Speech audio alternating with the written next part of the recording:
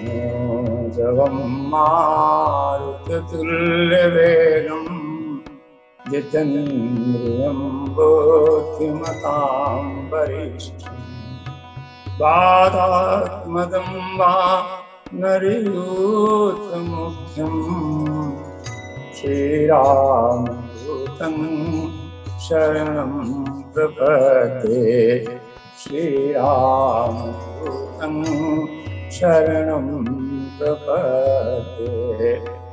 सभी लोगों को मेरा प्रणाम। आज हनुमान चालीसा की 8, 9 और 10 इन चौपाइयों के बारे में हम लोग आपस में चर्चा करेंगे।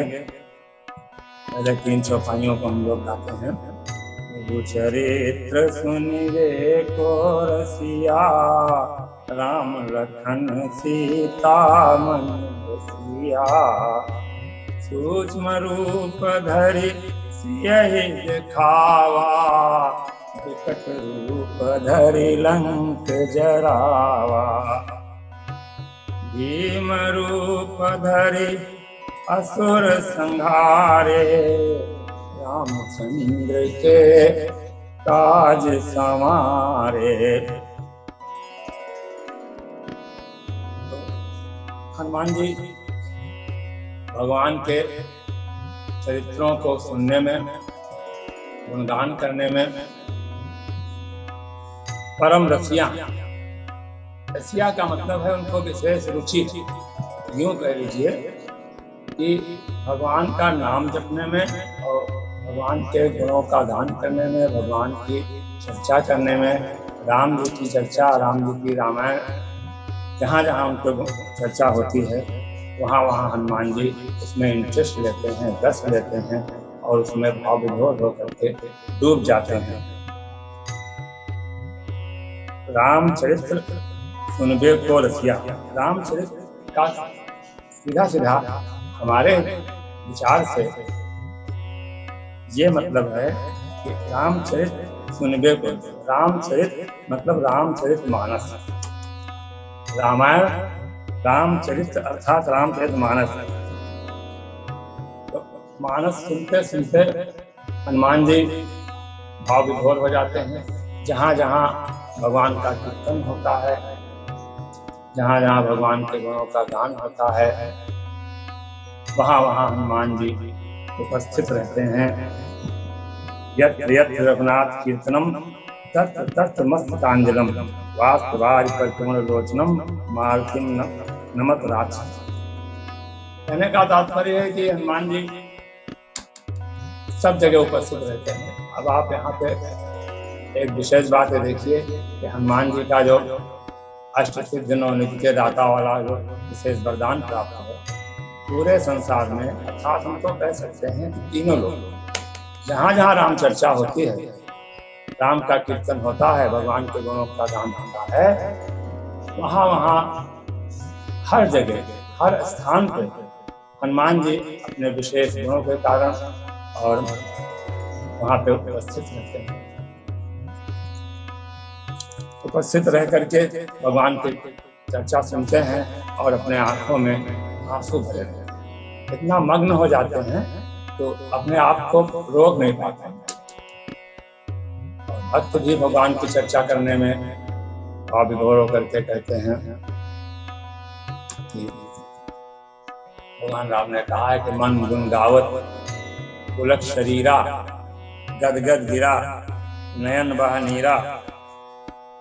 रामचरित्र बार बार क्यों सुना जाता है?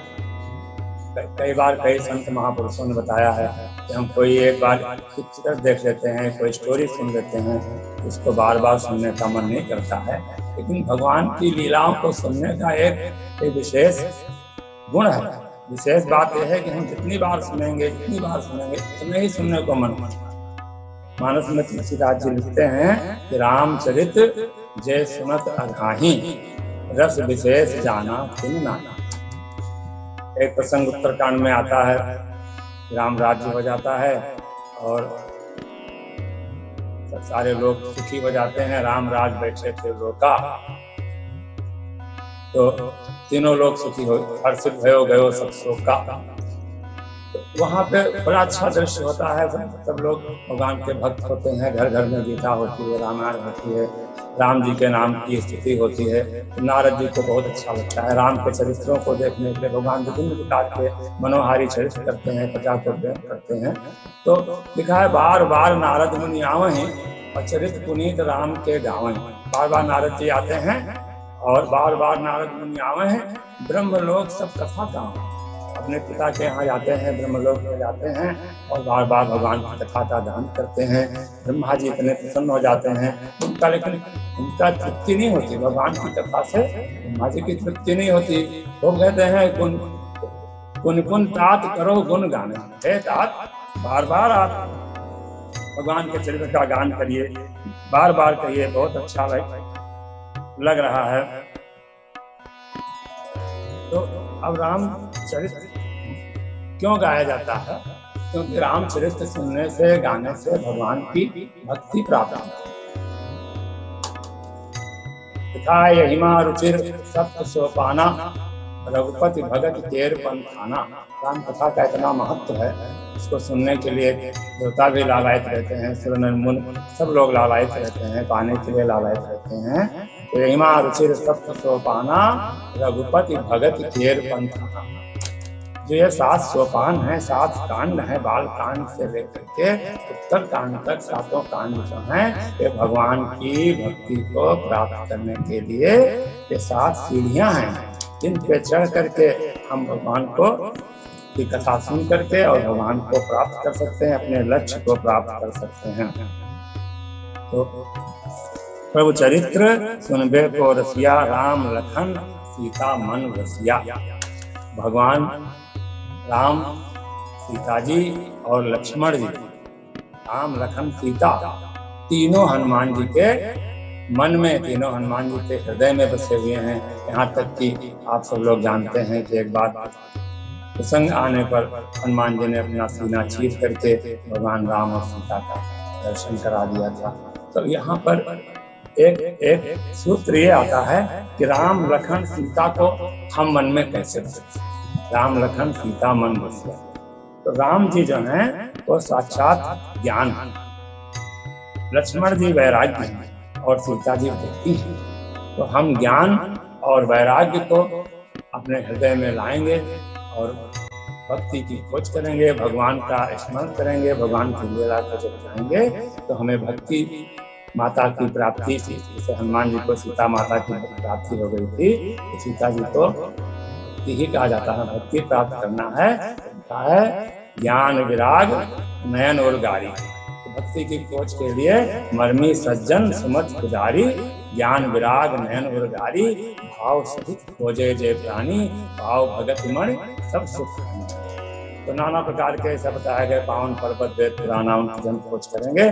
तो सज्जन को मर्मी होना चाहिए, भगवान के मर्म का ज्ञान होना चाहिए, कैसे गुरु के बताए हुए रास्ते पर चलना। मर्म का ज्ञान होता है कि भगवान कहाँ मिलेगा, कैसे मिलेगा। तो अपने ज्ञान और वैराग्य की आंखों से उसको देख करके और भक्ति मणि की हम प्राप्त कर सकते हैं। तो राम लखन सीता मन बसिया का मतलब यही हुआ कि हम ज्ञान और वैराग्य को धारण करके और भगवान के लीलाओं को सुन करके और उसको हम प्राप्त कर सकते हैं। सूक्ष्म रूप धर सिय दिखावा, विकट रूप धर लंक जरावा, भीम रूप धर असुर संहारे, रामचंद्र के काज। तो हनुमान जी को वरदान प्राप्त है, अष्ट सिद्धि 9 निधि के दाता। सभी लोगों को मालूम है कि 8 प्रकार की जो सिद्धियां होती हैं, अरिमा लघिमा गरिमा महिमा, इन प्रकार की सिद्धियों से हनुमान जी ओतप्रोत हैं जहाँ पर उनको आवश्यकता होती है। अब यहाँ पे सूक्ष्म रूप धारण करने का मतलब है कि हम जगत जननी के पास जाएं, भक्ति मणि को प्राप्त करना चाहें, भक्ति को प्राप्त करना चाहें, तो हमें अहंकार शून्य होना चाहिए। हम कितने ही बड़े क्यों न हो जाएं, हम अपनी माता के सामने जाएं, अपने पिता के सामने जाएं, अपने गुरुजनों के सामने जाएं, तो हमें अपना अहंकार खत्म कर देना चाहिए, हमें अपना कद छोटा करना चाहिए। एक संत कह रहे थे, एक शेर कह रहे थे, संत कह रहे थे कि अपना कद छोटा कर, अपना कद छोटा कर लो, फायदा हो जाएगा। अपना कद छोटा कर लो, फायदा हो जाएगा और उसकी महफिल में दाखिला हो जाएगा। तो हमें अगर भगवान के पास जाना है, भगवान के साथ मिलना है, तो हमें तार्किक होना चाहिए। हम क्योंकि हमारे पास जो कुछ भी है, हम कितनी बड़ी पद प्रतिष्ठा वाले व्यक्ति हैं, कितने प्रकार धन संपत्ति से युक्त हैं, लेकिन हमारा सब दिया हुआ तो ईश्वर का है। और जिसने दिया है उसके सामने अगर हम सब कुछ लेकर जाएंगे, हमारे पास ये है वो है, सब कुछ भगवान का दिया हुआ है। हम कहते भी हैं तन मन धन सब है तेरा, स्वामी सब कुछ है तेरा, तेरा तुझको अर्पण। तेरा तुझको अर्पण का मतलब है कि भगवान उसको ले नहीं लेंगे। भगवान किसी की कोई संपत्ति नहीं निकाले, हमें कुछ नहीं चाहिए। भगवान हमारे निर्विकार हैं। भगवान को खाली भक्ति और प्रेम चाहिए, समर्पण चाहिए, श्रद्धा चाहिए। भगवान कुछ नहीं चाहते हैं, वह चाहते हैं कि आप मन से ये कहिए, है भगवान ये सब आपका दिया हुआ है, आपको समर्पित है। हम भगवान को भोग लगाने जाते हैं, मंदिर जाते हैं, भोग लगाते हैं, तो भगवान उसको सब पूरा करके ले थोड़े ना लेते हैं, पूरा पूरा लौटा देते हैं। पूरा का मतलब भगवान के भोग प्राप्त करने से हमारा भोग, हमारी चीजें खत्म नहीं होती हैं, बल्कि उनमें उत्तरोत्तर वृद्धि हो जाती है। सूक्ष्म रूप धरि यही दिखावा और भीम रूप धरि असुर संहारे। अब जहाँ जहाँ जरूरत पड़ती है तो हनुमान जी अपना अतुलित बलधामम हेम शैलावदेहम धनुज बल विशानम ज्ञान नामा गण्यम। तो अतुलित बल के धाम हैं, और आवश्यकता पड़ने पर जब कोई उनको बल की याद दिलाता है, या उनका जहाँ पे आवश्यकता होती है, उनका विवेक, अपने विवेक से अपने शरीर को विशालकाय बना लेते हैं, पर्वताकार बना लेते हैं, वज्र के जैसा बना लेते हैं, तो सोने के शैल जैसा बना लेते हैं। भीम रूप धरि असुर संहारे, रामचंद्र के काज संवारे। भीम रूप धारण करके, बड़ा रूप धारण करके जब माता जी के सामने जाते हैं, तो माता जी से कहते हैं कि हे माँ, आप परेशान न हुई। अशोक वाटिका माता जी बैठी होती हैं और भगवान जी आएंगे और सारी सेनाओं को लेके आएंगे। हम सब वानरों की एक सेना है, सारे वानर आएंगे और रावण को मार करके और भगवान आपको ले जाएंगे। निश्चय मार्ग ले जी हैं, आपको ले जाएंगे। तो माता जी कहते हैं सुत तक सब तुम्हें समाना। हनुमान जी सूक्ष्म रूप में हैं, छोटे रूप में हैं, तो छोटे रूप में हनुमान जी सामने हैं। माता जी देखते हैं आश्चर्य होता है, इतने छोटे छोटे वानरों की सेना भगवान राम लेकर के, हमको विश्वास नहीं होता कि जो ज्ञान के भंडार हैं, शक्ति के भंडार हैं, तीनों लोकों के स्वामी हैं, वो इस छोटे छोटे वानरों की सेना लेकर के आकर के क्या मतलब है, मेरी हंसी उड़वाएंगे लोग, कहेंगे लोग सीता जी को बचाने के लिए। तो हनुमान जी ने कहा माता जी ऐसा नहीं है। माता जी ने कहा है सब तुम्हें समाना, जात धान अति खट बलवाना। बड़े बड़े बलवान और सेनापति हैं। तो इतना सुन करके हनुमान जी विशाल रूप में आ जाते हैं। कनक भूधराकार शरीरा, समर भयंकर अति बलवीरा, सीता मन भरोस तब भयऊ।